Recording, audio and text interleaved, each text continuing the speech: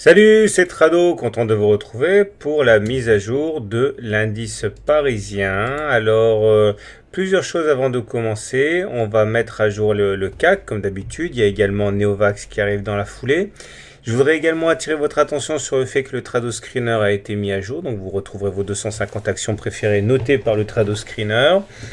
Et j'aimerais également insister sur le fait que mercredi qui vient, dans 2 jours, je vous propose une conférence en ligne, un webinaire consacré à l'utilisation, la bonne utilisation de deux indicateurs techniques phares que j'utilise d'ailleurs assez souvent, à savoir le RSI et le CCI. D'ailleurs, vous savez, si vous étiez là la semaine dernière, que justement les signaux sur le momentum, le RSI et le CCI permettaient justement d'anticiper la cassure de la fameuse oblique à travers la cassure de l'oblique sentinelle sur les indicateurs eux-mêmes. Bon bref, si vous découvrez, c'est un peu compliqué, mais l'idée c'est que c'est vachement intéressant d'être au courant de ce genre d'outils, de connaître ce genre d'outils. Donc je vous invite à vous inscrire, c'est gratuit comme d'habitude, il suffit de cliquer ici sur le lien et ça sera dans 2 jours à 21h pendant 1 heure. Voilà, retournons maintenant à notre analyse du jour et on va commencer par le coin des fondamentaux puisque comme vous pouvez le voir, eh bien c'est pas très bon. On a eu une baisse aujourd'hui puisque les résurgences de crainte sur le système bancaire italien ont été fortes. On ne sait pas trop ce qu'il y a dans le bilan et il y a des craintes par rapport aux créances douteuses dans le bilan des banques italiennes. Ça, les marchés n'ont pas forcément beaucoup aimé. Et une nouvelle baisse du pétrole qui a perdu près de 2,5%. Alors forcément, c'était un petit peu notre grille de lecture depuis quelques semaines. Donc il est clair que dès que le pétrole baisse, eh bien, ça met la pression sur les entreprises du secteur. Et ça nous donne une séance assez mauvaise que voilà, avec ici une couverture en nuage noir. Alors on va commencer par ça parce que c'est le plus intéressant, encore que vous allez voir, elle n'est pas de superbe facture cette couverture en nuage noir. La couverture en nuage noir, c'est une combinaison à 2 bougies. Vous avez la bougie 1 qui est verte et la bougie 2 qui est rouge. Et ceci de particulier que vous allez avoir la bougie 2 qui va venir clôturer en dessous du milieu du corps de la bougie précédente. Donc vous avez la bougie 1, vous avez le corps, on ne tient pas compte des mèches, qui est divisé en deux, on va clôturer en dessous. Et ça, généralement, ça signifie que on va aller plus bas. Regardez ici un exemple, bougie 1 verte, bougie 2 rouge, et puis derrière, badaboum. Alors à ceci près quand même qu'il faut tout contextualiser. Et le problème de la bougie du jour, c'est que c'est bien une couverture en nuage noir. Regardez, on termine bien en dessous de la moitié du corps précédent. Mais ça se joue pas à grand chose. Et 2, il y a une mèche basse là qui est plutôt positive en ce sens qu'on voit qu'on a terminé plus haut que les plus bas du jour. Donc il y a une certaine inertie à la hausse. Donc je voulais en parler parce que justement ça permet de connaître cette figure, mais ça permet aussi de relativiser. Donc c'est un signal baissier que l'on a aujourd'hui, mais qui doit être relativisé au regard de la physionomie de la bougie du jour. Il demeure que c'est pas le seul élément qui soit inquiétant. Alors regardez, je vous propose, alors c'est un petit peu compliqué, mais il y a une double divergence baissière cachée. Donc oui, la présence d'une double divergence baissière cachée sur les indicateurs techniques, puisque comme vous pouvez le voir, on a fait un plus haut sur le momentum, on a fait un plus haut sur le stochastique, mais on n'a pas fait sur la même période, sur le même laps de temps, de plus haut sur les cours. Et il faudrait qu'on dépasse les 4670 à peu près pour éloigner ce signal baissier. C'est-à-dire qu'il faut faire attention si vous achetez maintenant.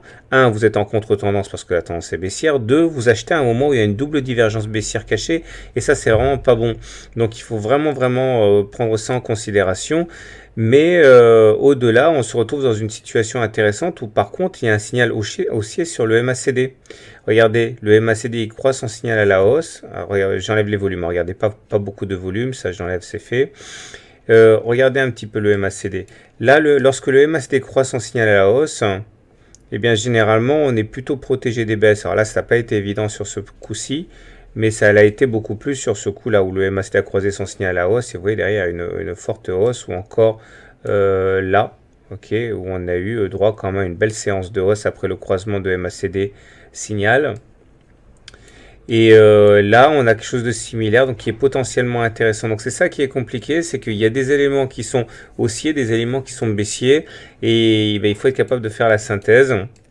J'aimerais attirer votre attention maintenant sur les autres marchés, hein, toujours dans l'optique d'une analyse multimarché. On a quelque chose de très similaire au niveau du DAX, hein, c'est-à-dire qu'on a une bougie assez négative, puisque là, pour le coup, vous avez un avalement baissier, c'est-à-dire que le corps de la bougie 2 avale complètement le corps de la bougie 1, ça c'est pas bon. Mais là aussi, vous avez une bougie haute, une bougie basse qui est longue, qui veut dire qu'on termine beaucoup plus haut que les plus bas du jour, ce qui témoigne d'une certaine force intrinsèque. Et comme pour tout compliqué sur l'Eurostoxx, eh bien, vous avez une bougie qui n'est pas du tout négative puisque elle n'arrive pas à terminer en dessous du niveau médian de la bougie 1. Donc c'est très compliqué. Moi, tout ce que je peux vous encourager à faire, c'est de faire attention. Je vois pas pourquoi vous traderiez demain. Il y a trop d'éléments contradictoires. Il y a des éléments positifs, des éléments négatifs. Ce qui est sûr, c'est que le terreau, la tendance de fond demeure baissière et même si on a des éléments positifs, ils sont un peu eh bien, mitigés par d'autres éléments négatifs. Donc aller chercher la M20, ça me semble jouable. Maintenant, il faut savoir que tant qu'on n'aura pas cassé la M20 à la hausse, bah, il n'y aura rien de significatif. Et au moment où je parle, regardez là sur le SP500, donc on a une bougie qui est là aussi potentiellement dangereuse, puisque si on devait s'arrêter sur le moment hein, à 18h07, eh bien on serait dans une situation de harami baissier, puisque le corps de la bougie 2 est compris dans le corps de la bougie 1.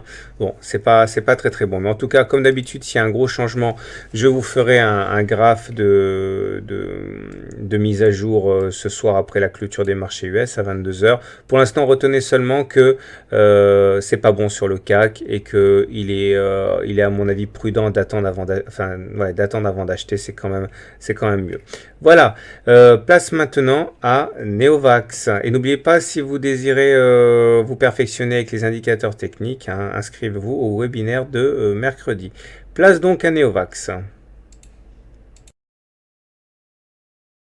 Alors, chose promise, chose due, voilà l'analyse technique de Neovax qui m'a été demandée de très nombreuses fois. On va commencer par un petit détour du côté du TradoScreener. Donc si vous découvrez, c'est ici, hein, vous cliquez sur TradoScreener et le robot va analyser vos 250 actions préférées. Et notamment ici, comme vous pouvez le voir, Neovax est assorti d'une note de plus 3 sur une échelle allant de moins 6 à plus 6. Donc vraiment une bonne note qui est le résultat d'une note hebdomadaire de moyen terme de plus 2 sur une échelle allant de moins 3 à plus 3 et une note journalière de 1 allant de pareil de moins 3 à plus 3, donc globalement une note de plus 3 sur une échelle allant de moins 6 à plus 6. Donc c'est effectivement une bonne note.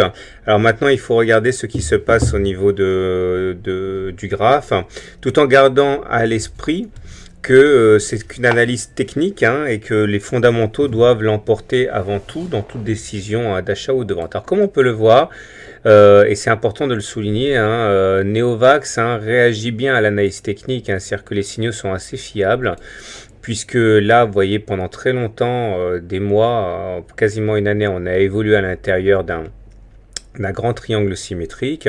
Une fois qu'on l'a eu cassé, malheureusement, par le bas, l'objectif était donné par le report de la hauteur de la première oscillation. Voilà la première oscillation. Hein. Vous prenez la hauteur de la première oscillation que l'on reporte en dessous du point de cassure. Ça nous donnait donc un objectif ici qui a été rallié. Et depuis, eh bien, on est coincé sous une horizontale ici orange sur laquelle on a buté en juin 2015 et également hein, il y a 3 séances hein, le 21 janvier. Donc ça va vraiment être notre ennemi à passer à 1,47 à peu près.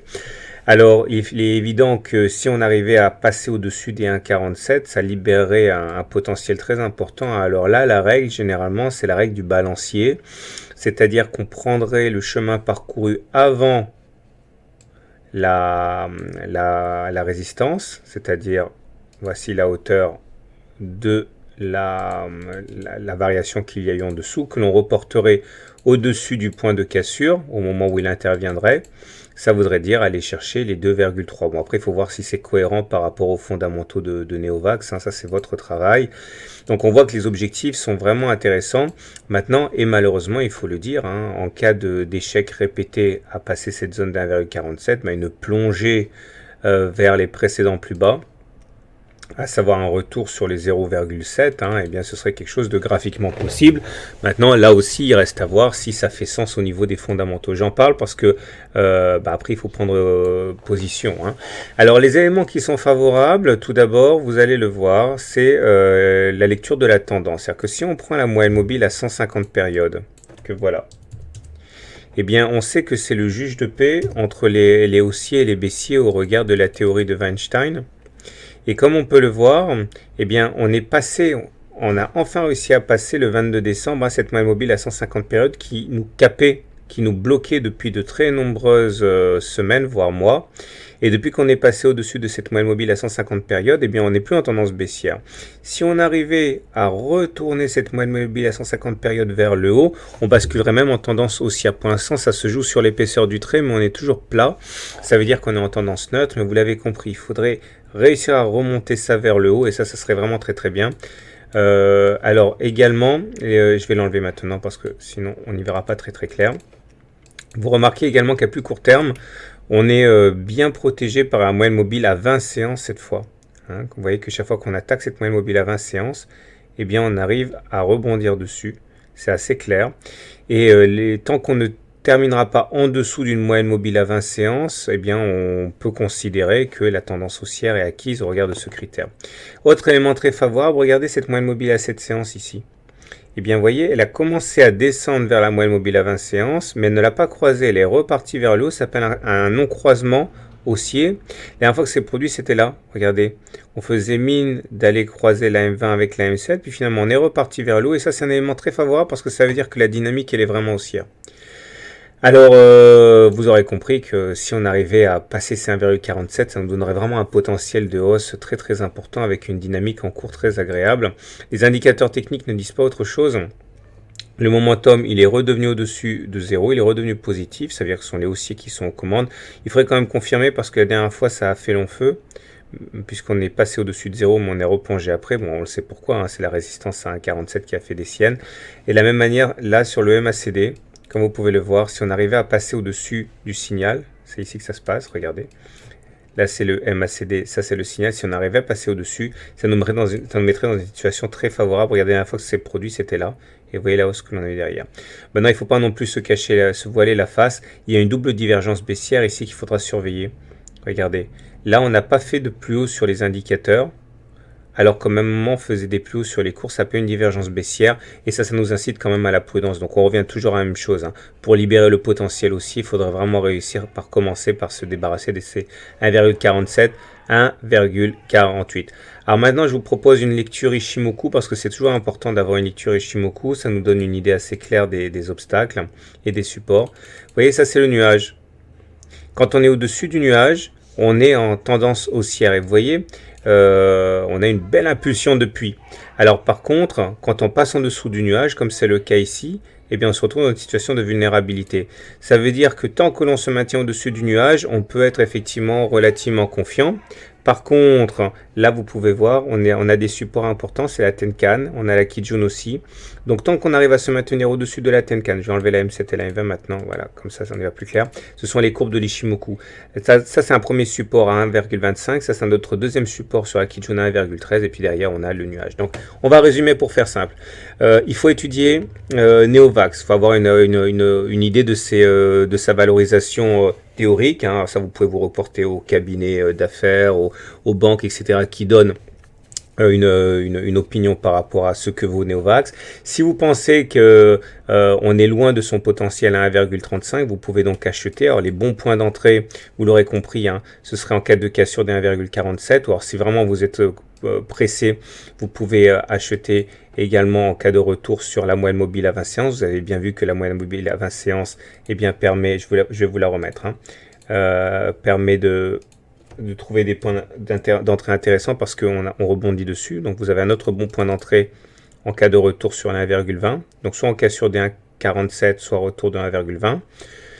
Maintenant, si vous voulez vendre à découvert Neovax parce que vous pensez qu'elle est survalorisée, etc., les bons points d'entrée, vous l'aurez compris, bah, c'est au contact des 1,47 en pariant qu'on va replonger. Vous pouvez également vendre à découvert Neovax si vous voyez que l'on clôture significativement en dessous de la M20. Alors, elle va bouger cette M20, elle va monter, hein, mais si on clôture en dessous, attention, il est toujours bon d'attendre une bougie de confirmation parce que on peut avoir un accident. Là, par exemple, on a clôturé en dessous de la M20, mais finalement on est reparti au-dessus. Donc attendez quand même une bougie de confirmation. Si vous voyez donc qu'il y a deux bougies en dessous de la M20, ça sera un bon point d'entrée pour spéculer à la baisse sur Neovax. Mais surtout, fiez-vous avant tout aux fondamentaux. L'analyse technique, c'est juste pour le timing.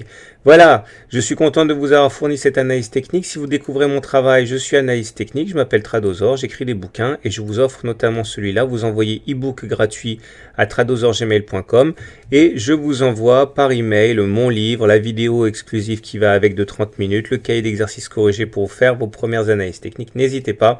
Et n'hésitez pas non plus à revenir régulièrement sur le site pour voir la note attribuée par le TradoScreener à vos actions préférées, y compris donc Neovax. À très bientôt pour une mise à jour.